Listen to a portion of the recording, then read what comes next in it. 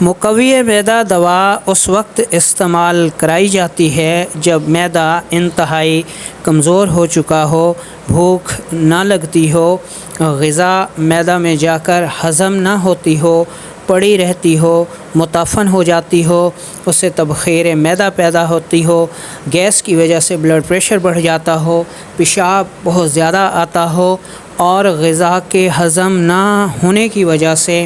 جسم میں خون کی کمی ہو گئی ہو، انتہائی کمزوری ہو گئی ہو، کسی کام کے کرنے پر دل نہ کرتا ہو، بلڈ پریشر انتہائی لو ہو جاتا ہو، یعنی اگر گیس بن کر جسم میں رکتی ہے تو بلڈ پریشر بڑھ جاتا ہے، لیکن اگر یہ گیس خارج ہوتی رہے تو بعض صورتوں میں بلڈ پریشر انتہائی لو ہو جاتا ہے، ٹھنڈے پسینے آتے ہیں اور ایسا لگتا ہے کہ مریض ابھی گر جائے گا۔ ان حالتوں میں یہ دوا بے حد مفید